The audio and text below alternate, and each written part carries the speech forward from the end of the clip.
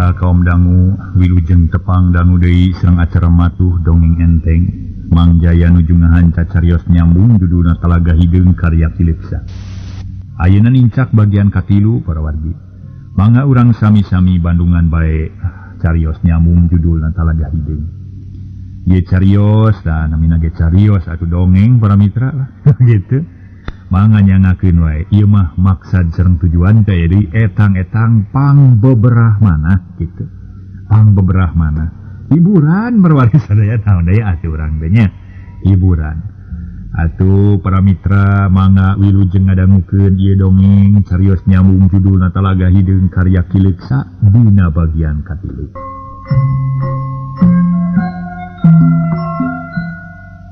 Sakumaha nu kauninya para mitra sadaya. Harita teh sarmo ngajoran tempatna Paringa jeung Asmadi. Atuh kumaha antukna akhirna adu hareupan jeung musuh. Pating padegan ulak cangkeng silih purong ngadu pangabaran silih perong. Sarmo atoheun lantaran musuhna daratang sorangan teu kudu hese neangan manehna mah geus wawuh ka Asmadi jeung Paringa lantaran kungsi nutur-nutur kalayan demi basa di tempat lalajo. Sedangkeun Asmadi jeung Paringa mah kakaranya harita. Atuh teu nyaho kana ngaran jeung pamaksudanana pok Paringgana nya ti heula. Kisilah rek naon susumar nantang-nantang ka kami? Nasaha ngaran anjeun teh jeung urang mana jeung naon maksudna? Ngaran kami Sarmo. Asa ti lemur puyuh tutugan Gunung Pasangi. Datang ka dieu lain ka irin ku Cikiih lain ka bawa ku Cileungcang. Tapi ngahajan neangan duaan anjeun. Anjeun duaan pikeun ngayakeun balitungan. Jawab Sarmo bari nepakan dada. Panon bureleng ka Asmadi jeung Paringa. Sarmo, aing mah kakar ngadenge ka ngaranna oge. Sarta kakar tepung ayeuna jeung maneh teh. Nah, boga urusan naon kitu? Asa teu kaharti teuing, sok caritakeun heula. Rek ngabalitungkeun soal naon atuh jeung kuring teh. Paringa amek. Manehna teu ngartieun kana tujuan Sarmo. Antara badai jeung kami memang eueuh urusan naon-naon. Sabab can kungsi boga hutang. Tepung ge kakara ayeuna. Tapi jeung Nyi Puja tentu aya hubunganna deuleu. Cek Sarmo bari tetep ayem. Oh. Aya hubunganna jeung si Puja. Pernah naon atuh maneh ka si Puja teh kabogoh? Lanceuk, adi atawa salakina? Ya. Nyi Puja putri Talaga Herang papacangan aing ti baheula deuleu. Bisi sia teh nyaho bulan hareup kawin jeung aing. Tapi sawatara waktu ka tukang maneh duaan geus kumawani ngaganggu ka manehna. Sarta dibawa ka Tegal Jukut deukeut Cimeong. Tah kulantaran kitu Puja jadi olo-olo manehna teu daekeun narima lamaran aing sabab kagoda ku sia deuleu duaan. Ku kituna ayeuna aing rek ngayakeun balitungan. Ku tindakan sia duaan ngabalukarkeun aing ditolak ku si Puja. Tah ayeuna pikeun ningalikeun habisa aing, ningalikeun kakawasan aing, ningalikeun wawasan aing, eueuh deui iwadi aing kudu ngalampuskeun nyawa sia duaan. Bakal disetorkeun ka Nyi Puja. Apa jangan aing? Kitu nya. Boga arti atuh ayeuna mah syukur we atuh maneh buru-buru datang. Sabab aing teh geus lila nungguan heula. Geus ampir init ka Talaga Herang teh. Mun kitu mah orai nyampeurkeun paneungeul atuh iwak nangtang sujen. Sabab aing teh geus sayaga pikeun ngabubuhkeun hulu sia teh deuleu. Sok maju sia Sarmo. Urang barebut umur. Urang silih rebut umur rampai gala nyawa. Urang silih rak-rak iga nyekel sabuk milang tatu jeung aing. Hayangnya ho nepi ka mana sia pangawasa sia teh? Siga nu heueuh we sia susumar. Paling nu kieu mah lodong kosong lentrung. Cek Paringa bari maju salengka. Taki-taki pikeun rajang musuh. Aing moal ngejat, moal mundur sasiku moal ngejat satunyang beas. Sabab datang ka dieu lain rek ngadon ngobrol. Tapi rek nugel cangga adi kaduaan. Ayo sia geura maju kabeh sakalian. Teu kudu hiji-hiji kagok ngarah tere beres. Tere dianterkeun ka akhirat ku aing. Geura bejatkeun dada si Sarmo ieu. Sumong-sumong teuing euy. Alah, rasakeun sia bangsat. Asmadi teu kuat nahan amarah. Manehna langsung narajang kulengan katuhu sok sanajan tadi anu keur parere omong teh antara Paringga jeung Sarmo, ningali kaayan kitu mah Asmadi ge luar biasa nafsuna. Harita teh langsung narajang, perbawana mata keung lantaran ngahiung bangbaraan nyebuk kana beungeut Sarmo. Tapi dasar Sarmo ge atuh para mitra lain jajak ke ata-ata. Atuh teu sagawayah manehna ge wani-wani ngajorag ka musuh lamun geus teu masagi atanapi geus gangsagi dan teh teu masagi para mitra. Janten Sarmo ge harita teh geus boga pangarti nu cukup. Diandalkeun pikeun nyangkalak Asmadi jeung Paringga. Barang panarajang teh henteu manehna narimana henteu gugup rikat ngakilakeun beungeutna. Bari ngalengkah miring sak mut peureub kenca kana palipisan Asmadi. Los nyabat angin sabab Asmadi rikat ngakiwar bari mundur salengkah. Bareng jeung kitu Paringga embung eleh. Manehna teu panjang mikir sakilat ngayunkeun peureupna, ngancam cukang irung Sarmo, siuk berat ditakis ku Sarmo. Seak keduk pinggulang bantro. Paringga mundur euy. Keun ku aing lah manusia sasiki mah. Asmadi sosoak. Bari narajang make jurus kembar peureub maju bareng rek ngahanca beungeut Sarmo. Tapi Sarmo rikat ngagubrageun awakna pluk kedebal gereleng keduk kana bincurang Asmadi. Tumrapna harita ngacungkel Asmadi bari rubuh. Korejat hudang deui bareng jeung Sarmo. Keur kitu Paringga najongkeun suku anu katuhu nu di arah bobokong Sarmo tapi edas eta Sarmo rikat newak suku Paringga. Siukap prilit kedun ditongtak sakaligus. Tumrapna daek teu daek ngapangkieun. Harita Paringga rubuh barang tisusut kana taneuh. Tarang tisusut kana taneuh tapi teu nyoara. Korejat hudang deui langsung narajang ku peureub katuhu. Harita sirah Sarmo keur diancam ku Asmadi ti beulah kenca. Barang pisan datangna atuh keduk dua peureub kana palipisan jeung puhu ceui. Waduh. Tobat. Koloyong Sarmo kokoloyongan jiga nu salaton. Asmadi teu mere kasempetan. Mukir kokoloyongan dibabuk walikatna ti tukang. Cedak! Solonton, ru Sarmo rubuh nyium tan. Barang rek dijejak punukna ku Paringga Sarmo ngorejat hudang.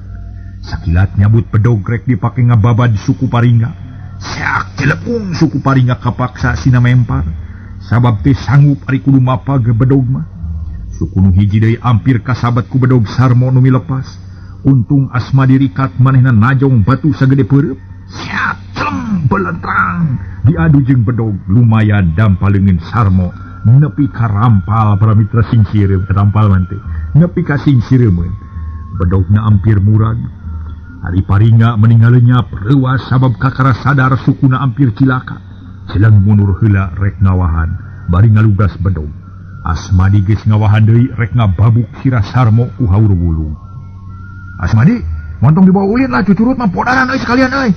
Heug lah malila ngababuk beurit hiji mah berina oge. Bareng jeung kitu Paringga jeung Asmadi nyerang babarengan. Gerakan jeung jurusna aneh teu bisa dituturkeun ku panon Sarmo. Atuh kapaksa Sarmo mundur. Terus dibeberi kuduaan antuk nama Sarmo oge. Ngerahkeun sakabeh pawasena. Pikeun ngabendung serangan musuh. Bedog dibubat babit nakisan panengeun musuh. Bari jeung hatena lelenyapan. Hemar hemir lantaran teu nyangka yen musuhna karosit jeung rancingna. Para wargi sadaya dina ulin silat dihijikeun antawis Paringga sareng Asmadi teh rupina boga jurus anu aneh para mitra.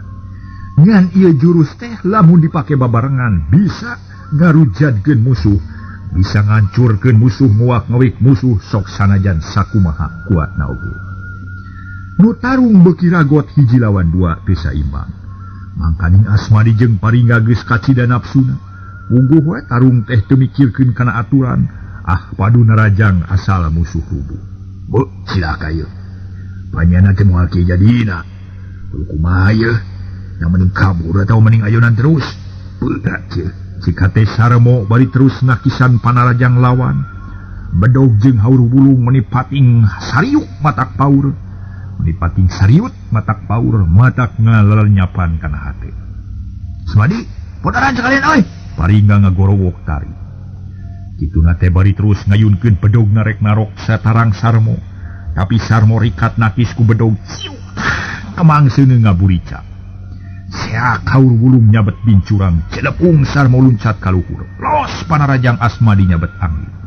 Bareng jeung kitu bedog Sarmo malik kana palipisan Asmadi, make gerakan dadali ngabinti. Siukang ditakis ku haur wulung, celeng-celeng tuanana mundur heula. Hari Paringga maju rek ngababad beheung Sarmo, lep Sarmo ngelok, hiu bedog ngaliwat luhureun tarangna. Seak malik deui ku sabetan kepang nu di arat sangkengna.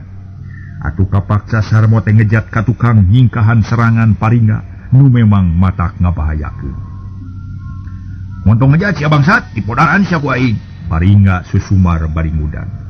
Sarmo beuki geumpeur sumanget dina tarung geus ngurangan. Wawanen ngadak-ngadak laleungitan perengbang lumpat bari ngagorowok tarik pisan. Asmadi, Paringga, munya sia jago, siap tuturkeun aing deuleu. Nyel nu duaan teh nafsu para mitra dihina kitu. Perang pengudag musuh nu kabur. Paringga meuni cocorelatan lumpatna disusul ku Asmadi nu teu eleh kesit. Tilu jalma pating corelat lir kilat. Paudag-udag bari ngagorok ting gorowok mata ketir. Akhirna Sarmo nepi ka sisi walungan nangtung di sisi leuwih nu kacida jerona. Ret katukang lenyap hatena ngalenyap lantaran bedog jeung haur wulung teh geus ngahiuk ngancam dirina. Siut bedog Paringga ngancam beuheung. Bareng jeung haur wulung anu ngelepat kana bincurang Sarmo ngelok bari nilepkeun sukuna. Atuh meuni murungkul jiga kuu. Bedog jeung haur us-plos teu keuna kana sasaran. Sarmo sakilat luncat kana leuwih. Tapi oge bedog Paringga kacida cepet ngahiuk kana tarangna. Cakok. Aduh. Kalayang kujubar kana leuwih. Buyal budah cai jadi beureum campur getih. Sarmo kokolea badina leuwih tarana tuang tapak bedog. Harita para mitra Asmadi jeung Paringga pating bedega di sisi leuwih. Panon melong kenuker kekelebekan getih tuluy merebei di tina tatu. Cai leuwih beuki beureum matak ginggiapeun. Kumaha Paringga teh? Si Sarmo teh podaran sakalian atawa tulungan heula nya? Ceuk Asmadi bari ngareret napasna ngahegang. Alah naon perluna nulungan nu gejul, antap sina modar lah. Gampang ari modaran mah, tapi urang teh perlu nanyakeun tempat si Puja ye. Ujalan nanyakeun ka manehna urang bisa ngirit waktu. Teu kudu ngiderenangan Talaga Herang nu can kanyahoan di mana ayana. Paringga ngahulang. Dipikir dibulak-balik dibeuweung diutahkeun tetela bener caritaan Asmadi teh. Geus kitu unggut-unggutan tanani ngarti. Panon melongkan awak si Sarmo nu harita kokoleaban keneh dina leuwih. Tayohna bae kapaehan lantaran tatu naparna katurug-turug aya dina leuwih nu kacida jerona tangtu hese pikeun nyalametkeun diri. Memang bener urang perlu nanyakeun ka si Sarmo di. Lamun manehna ngabejakeun urang tulungan we ulah sina paragat nyawana. Mun teu daek ngabejakeun tunggal janggana sakalian. Sok anyatkeun Asmadi. Hayu urang cokot. Sileng gujubar duaan kana leuwih. Newak leungin jeung suku si Sarmo tuluy di bawah hanyat ka darat sanggeus anyog digolerkeun dina batu sarta ditulungan sabisa-bisa. Tatu dibengker ku lamak anu meunang nyoehkeun tina baju. Geus kitu dijuralitkeun suku di luhur sirah dihanap maksudna masang kancai nu kainum bisa barijil. Tetela meuni ngagolok-gok tina sungutna. Barijil tina liang irung. Sanggeus saat Sarmo digolerkeun deui dina batu tuluy diurut ku Paringga. Disasar urat-uratna malah Asmadi ge teu cicingeun. Manehna mantuan metakeun akal tarekah pikeun ngalilirkeun Sarmo. Akhirna Sarmo beuntak panon celeuyeut jeung semu beureum. Rarat-reret siga nu tas hudang sare. Sarmo, geus eling sia atawa acan ha? Heula tuh Paringga lah ulah waka ditanya bisi can jejeg ieu celelemutanana. Keun we heula sina eling pisan. Asmadi ngelingan. Paringga jempe panon mureleng kana beungeut Sarmo. Lila-lila mah para mitra. Sarmo cengkat bari muringus. Purial getih tina tatu bijil deui kateken ku tanaga nu dipake cengkat. Gek diuk tuluy netep ka musuhna nu nagog hareupeunana. Asmadi, Paringga, dewek tarima eleh euy, ceuk Sarmo dumareuda. Kapaksa serah bongkokan sabab geus teu kuat ngalawanan. Ai dewek mah ngahampura ka maneh Sarmo. Asal maneh kudu daek ngajawab kana pertanyaan dewek secara jujur ieu. Kumaha daek? Naon anu ditanyakeun ka dewek euy? Lamun dewek nyaho dibejakeun. Di mana cicingna si Puja? Di mana pernah Talaga Herang? Paringga mimiti tumanya. Nyipu Jayanti ayeuna di sisi Talaga Herang pernah dituduh sareng nunjuk kabelah kalera Semungulon. Sebutkeun di wewengkon mana? Di Tutugan Gunung Bedil, di sisi Walungan Cileunca. Di dinya aya talaga Caina Herang ngagenyas. Di tiungan ku tangkal kiara nu kacida gedena. Kalereun eta talaga aya imah hiji dieusian ku Nyi Puja. Oh, sirah Walungan Cileunca teh talaga mah nya?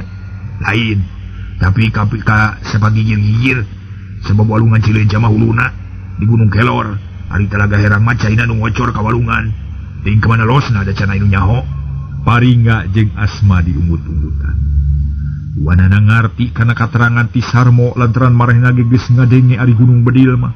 Kitu deui Walungan Cileunca ngan perkara Talaga Herang kakara ngadenge harita.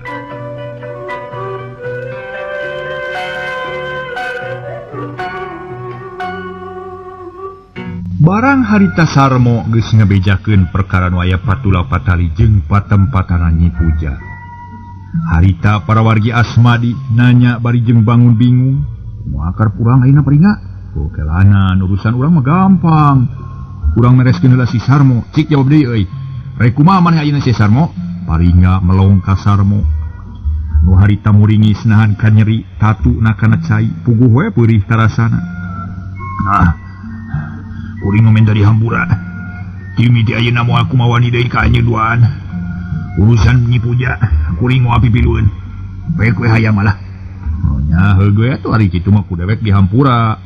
Tapi naon sababna maneh rek ngabinasa ka dewek ieu? Sok terangkeun sakalian. Sebab moal aya putusanana euy, lamun aya eueuh sabab-musababna mah. Cek Paringga tuluy ngadesak. Hayang nyaho kana sabab musababna. Ari Sarmo ngahuleng manehna asa-asa rek nyaritakeun masalah eta teh. Ulah asa-asa si Sarmo, mun teu daek nerangkeun dibabuk saku ieu. Asmadi ngacungkeun haur wulung. Nu teuas tandingan wajah Sarmo muringis, paur nempo pamor haur anu sakitu herangna. Kieu, Paringga, Asmadi. Derak-derak Sarmo nyaritakeun lalakon nu sabenerna dicaritakeun ti awal nepi ka akhir. Ditetek nepi ka eueuh nu kaliwat. Geus kitu mah kahartieun ku Paringga jeung Asmadi maranehna unggut-unggutan. Tapi itu meng euy kumaha ayeuna ye? Kieu we di lah.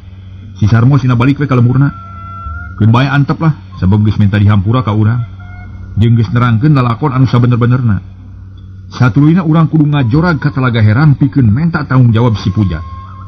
Cek Paringga bari jung nangtung. Nah, dek kitu ge. Jeung Sarmo geura balik euy. Awas ya ulah pipilueun kana urusan ieu nya. Lantaran si Puja lain kabogoh dewek. Oge lain papacangan si Paringga, tapi musuh euy. Sanyana mah manehna teh teu kudu sirik, maneh teu kudu sirik. Sarta ulah boga pikiran goreng euy. Jung balik atuh. Asmadi nitah balik ka si Sarmo. Puguh we para wargi sadaya pikeun si Sarmo mah. Bungah luar biasa cek peripaos nalir kagunturan madu ka urugan menyan putih. Eukeur mah eukeur, hayang balik kari-kari dititah. Najan bari jeung nyeri oge manehna maksakeun nangtung memehna leos nyarita heula. Kuring geus teu hayang ka Nyi Puja euy. Lantaran kuring rumasa bodoh jeung rumasa taya kabisa teu sanggup nyumponan ka hayangna. Baik bae rek dikukumaha ge masyarakat. Kuring mah teu ngaboga-boga mangga permios euy. Nyebut permios tapi euy teu puguh. Leos si Sarmo ini lempang rumangieung-ieur keneh. Walah mah bumi alam asa dengdek mincak asa teu napa. Tatu dina tarangnya nyautan, beuki lila beuki jauh, les teu katempo kahalangan ku kakayon. Paringga jeung Asmadi teu loba catur maranehanana barali ka panggulaan, sewang-sewangan rek ngasakeun gula bisi teu kapuluh. Kocapkeun isukna para mitra, Paringga jeung Asmadi badami deui. Putusan poe eta keneh rek miang ka Talaga Herang, ngajurag ka Nyi Pujayanti nu geus ngajelejokeun ka maranehanana. Atuh geus satuju kitu mah bral miang ngajugjug ka Talaga Herang, niat geus buleud rek ngayakeun balitungan. Tuna heula lampahna Asmadi jeung Paringga, ayeuna kocapkeun di hiji lembur. Nu pernahna di kalereun Talaga Herang, hatelah lembur Cijebung. Harita teh wanci magrib, jalma-jalma urang dinya geus ngarampi. Lalakina loba nu init katajug kaayaan kacida matak betahna. Lantaran eta lembur teh tara kadenge aya bancang pakewu. Sepi jempling patowong rampog aman jeung tentrem. Di eta lemur aya hiji kulawarga nu boga anak awewe keur mejeuna rumaja putri. Umur antara 16 jeung 17 tahun. Antara 16 atas nama nginca ka 17 tahun gitu. Can boga salaki. Lantaran bapana canya tujuan. Eta geus anu ngalamar mah geus loba eta oge cenah para mitra. Tapi indung bapana can ngidinan kawin basana teh leutik keneh can seubeuh ulin. Dina hiji mangsa Nyi Mojang teh bebeja ka indungna yen rek ulin ka babaturanana nu ngaran Sarma. Manehna sorangan katelah Nyi Usimah. Ku indungna teu diidinan lantaran wanci magrib lain usumna ulin. Tapi Nyi Usimah maksa keukeuh merek kesel hayang indit lantaran aya perlu cenah. Nyari keukeuh jeung keukeuh mah teu nanaon tapi kade ulah lila teuing. Jeung kudu hati-hati liar wanci magrib mah lain waktuna nu hade sabab waktuna ibadah ka Allah. Jeung goreng we deh liar waya kieu mah atuh. Tapi mun nya penting mah jung wae tapi ulah lilanya. Ceuk indungna Nyi Usimah. Nu akhirna para mitra indungna ngidinan tapi hatena percaya yen anakna baris bisa ngajaga diri. Kalayan hate bungah Nyi Usimah kaluar ti imah leos indit ngajugjug ka imah babaturanana. Harita teh kaparengan caang bulan atuh beuki resep-resepeun Nyi Usimah teh. Lantaran hawa seger langit lenglang taya aling-aling bentang-bentang narawangan. Tingkar hiceup jiga nu hayang ulin jeung Nyi Mojang.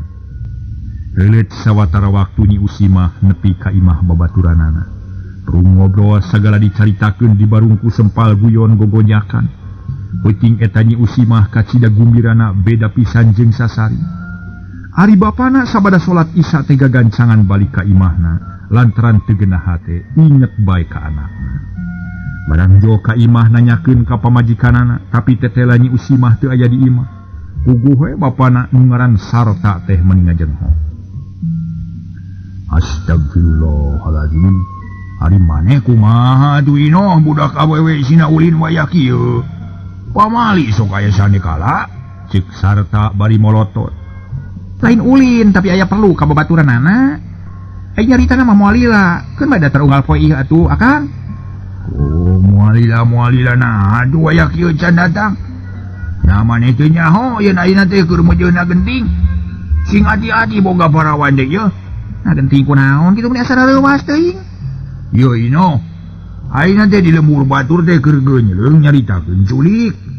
Geus aya welasna parawan nu leungit teh pupuh teh. Sabta tara kapangilaratanana. Puluhan dukun geus dikerahkeun. Jalma gagah geus dikerahkeun pikeun maluru eta parawan nu leungit. Tapi kabeh oge pesleng. Nya pengles eueuh beja eueuh tabak-tabakna ajan. Malah mah anyar keneh aya beja ti lembur dadap yen putra kuwu leungit. Mangkaning budak awewe geulis pisan keur mejeunna rumaja putri. Tere dikawinkeun ka putrana pacamat. Ibu ramana nepi kaleleban bakat kumelang ka putra. Tapi nepi kadanget ieu teh teu kapangilaratanana. Dakulantaran kitu urang ge kudu hati-hati. Bisi culik nangalantok ka lembur urang babakuna mah. Cek Sarta nyaritakeun beja. Beja nu katarima ti babaturanana tadi basa ditajug ngawangkong urusan eta. Sabab di lembur sejen keur rame ku nu leungit Mojang. Utan? Itunya? Lah, kumaha atuh ari urang melang temen merenya ka si Nyai bising aya nu ngaganggu. Juga tuh susulan kumanehna melang yeuh. Ceuk Bi Inoh bari garo-garo teu ateul hatena melang kanu jadi anak. Kumaneh we susulan ka itu kami mah capek. Sieun kami mah bising aya nu nyulik. Mah moal rek taraheun naon ari maneh. Dan nu laleungit mah budak parawan keur mejeunna rumaja putri. Oge nu aralus rupa deui. Nah ya anak urang goeng patut kitu. Apan sakitu herang main cerangna buktina juragan kubu ge. Hayangeun ka anak urang geuning. Ke putra juragan kuwu maksud teh. Ceuk Bi Inoh reueus boga anak teh. Ya memang rupa teu nguyang geulis teu meuli estu geus nyampak bawana ti kudrat. Nyaho hari anak urang mah geulis jeung herang nyengcelak. Sabab ngalak ka bapa atuh ari maneh naon araheunana culik tidak moal daekeun. Moal beukieun ka maneh mah. Siang ahina. Nah maneh poho sabar-sabar eta mudah-mudah kami deuleu. Belaan susulumputan. Teu sieun ku hujan, teu sieun ku anjing nu galak, teu kahalangan ku poek peuting aya paribasa, leur kunang itek poek kunang damar.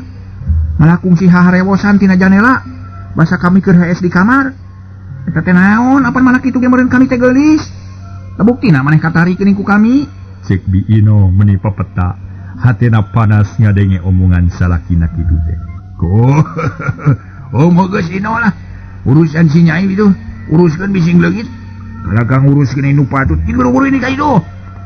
Cek salakina para mitra ngajurung-jurung ka pamajikanana. Bi Ino geus kitu mah narik napas, tapi henteu pok lantaran kaburu ngadenge anjing babaung ti kajauhan.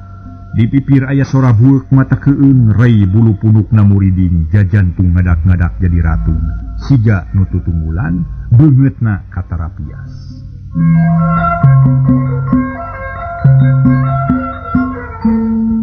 Para wargi sadaya, harita teh Mang Sarta salakina nyarita. Kunaon Ino kalau kacolowok kitu? Kuring mah keung ieu. Jeung hate mani lalawang kieu, aya naon atunya? Eta dengekeun. Aya anjing babaung belah kidul.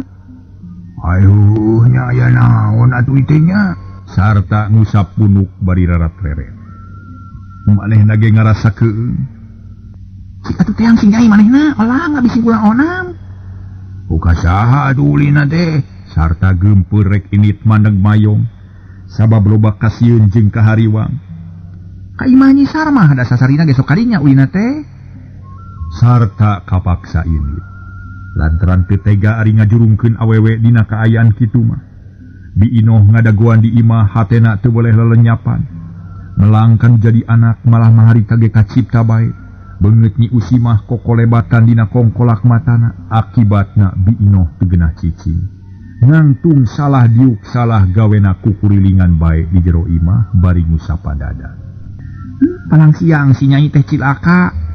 Sabab beda rasa kana hate geuning ieu teh.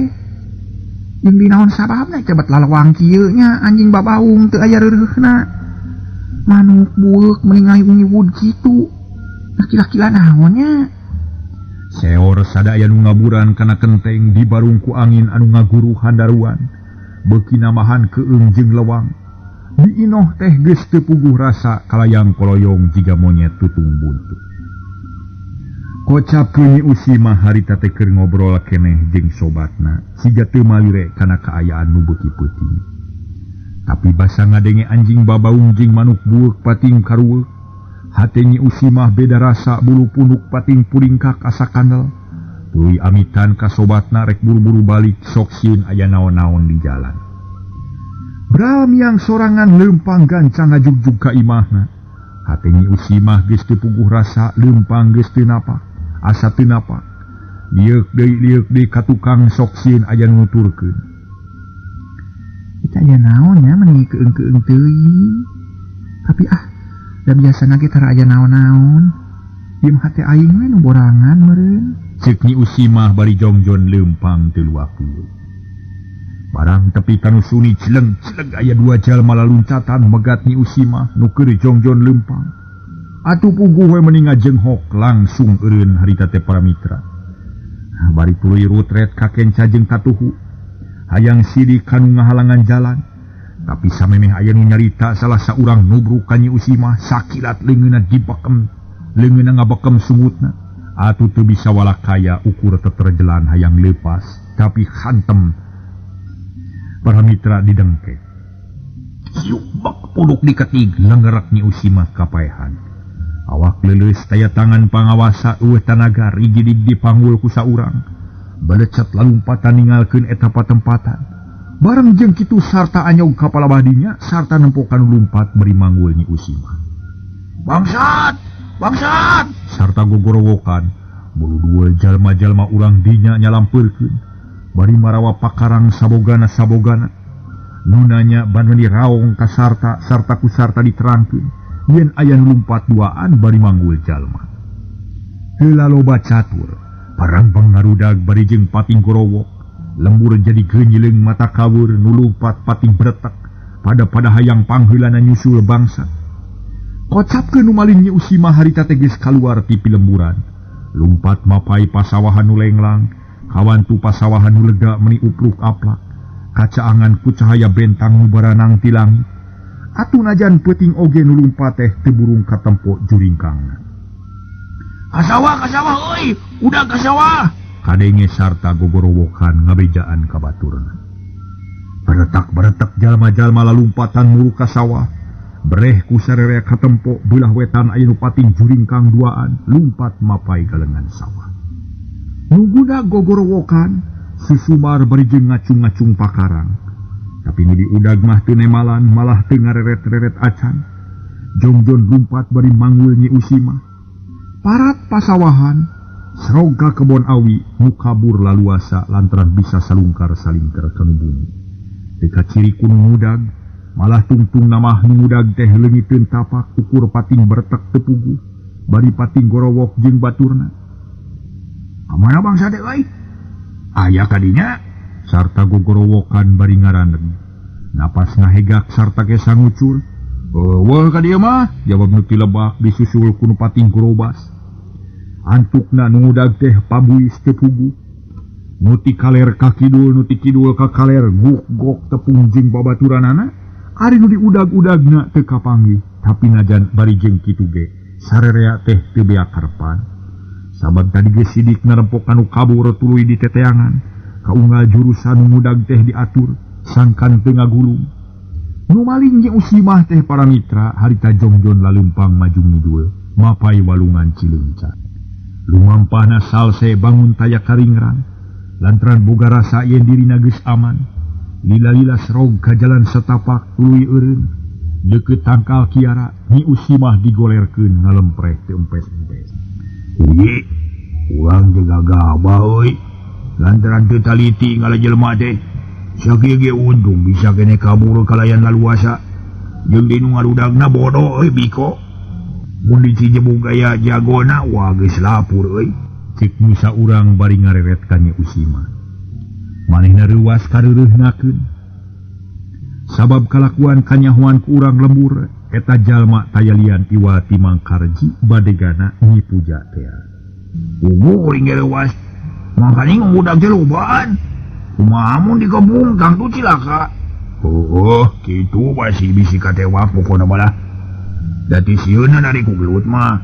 Ngajan ngalawan 1000 jalma ge da moal mundur. Tapi nu dipikasieun teh bisi beungeut urang kanyahoan ku maranehanana. Tangtu urang teh bakal disiseulan ku Nyi Puja Yanti. Cek Harji Seui. Bari ngusap beungeut anu harita teh teu make tergos. Biasa namun ngajalankeun tugas teh beungeutna sok ditergos. Dikeun ngajaga keamanan mah kumaha tuh ayeuna mun make tergos. Sabab ka urang teh aya keneh nu ngabalik ieu. Mun beung salse pake ayeuna lah ngana aman. Ceuk Mang Uhyi bari ngodok sakucalana. Usiwal ngabijilkeun tergos hideung nu geus matuh sok dibawawa. Satuju euy. Memang kudu kitu bisi kapanggih jeung musuh. Duanana marake tergos hideung beungeut buni katutupan. Nu temong iwa ti panon sabab tergosna dipolongan sagede jengkol. Sanggeus make tergos Mang Karji jeung Mang Uhyi narangtung pok nyarita deui. Memeh rumangsang kudu geus anyong ka imah euy. Mun leuwih ti kitu di jalan sok loba jalma anu rek ngalasuluh. Urang ini teh ya, sabab lalampahan jauh keneh teh. Hayu, tapi teu kudu gancang-gancang ka karege waya kieu. Can tengah peuting, malah mun bisa malah dicadas legok urang saleh heula. Hayu, da kami ge capek jeung tunduh. Beral duanana lalempang deui. Nyi Usima dipanggul ku Mang Uhyi, diiringkeun ku Mang Karji bari taki-taki pikeun ngajaga sagala rupa nu bakal tumiba. Lempang dipiring ku sora jangkrik dijajapkeun ku reang nagaang, dibarengan ku hilirna angin peuting mung waktosna kabujeng seet.